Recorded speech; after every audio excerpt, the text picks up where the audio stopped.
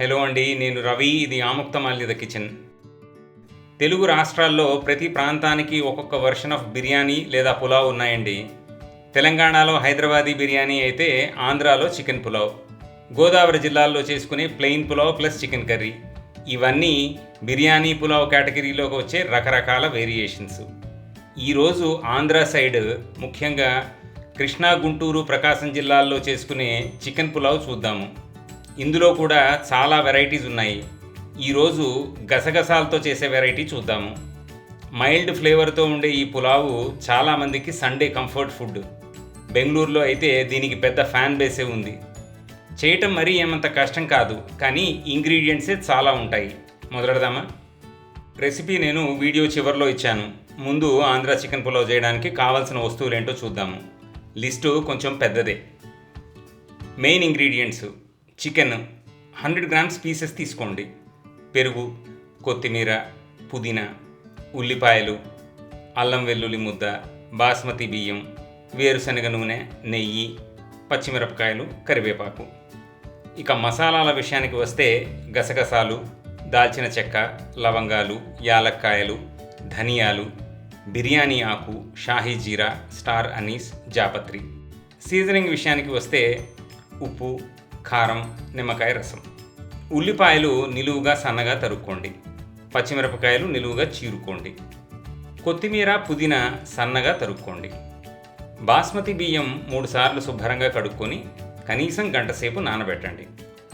Chicken నీట్గా clean చేసుకొని నిమ్మరసం, ఉప్పు, కారం, పెరుగు, కొత్తిమీర, పుదీనాతో మ్యారినేట్ చేసి పక్కన పెట్టండి.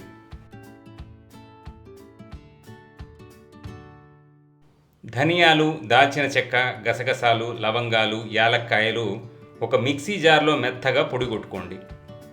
ఈ రెసిపీలో బిర్యానీ మసాలాలు 2 సార్లు వాడతాము. అందుకని పొడికి ఎంత తీసుకోవాలి, నెయ్యిలో ఎన్ని వేయించాలి అన్నదానికోసం రెసిపీ జాగ్రత్తగా చూడండి. ఇప్పుడు ఒక బిర్యానీ హండీ తీసుకొని అందులో నూనె, నెయ్యి వేయండి.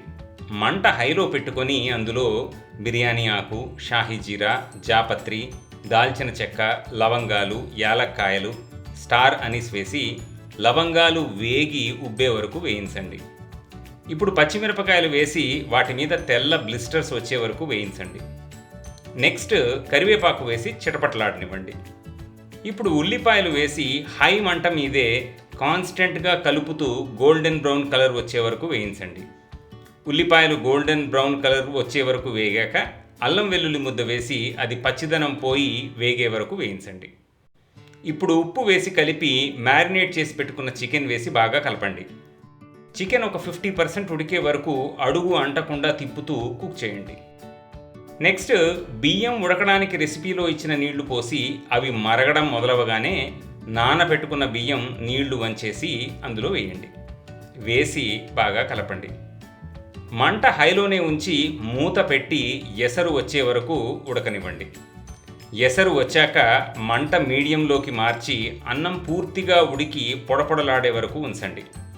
మీరు అడుగున నీళ్లు ఉన్నాయో లేదో చెక్ చేసుకుంటూ జాగ్రత్తగా ఉండొచ్చు. నీళ్లు పూర్తిగా ఎగిరిపోయి పులావ్ రెడీ అయ్యాక మంట స్విచ్ ఆఫ్ చేసి దించేయండి. ఈ ఆంధ్ర చికెన్ పులావ్ని షోర్వాతో సర్వ్ చేసి తింటే చాలా అంటే చాలా బాగుంటుంది.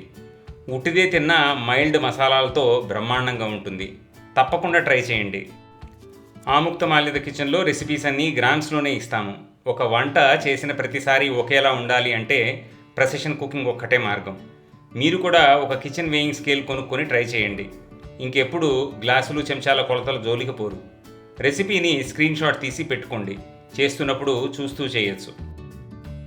మా కంటెంట్ మీకు నచ్చినట్టయితే సబ్స్క్రైబ్ అండ్ షేర్ చేస్తూ బెల్ ఐకాన్ క్లిక్ చేయండి.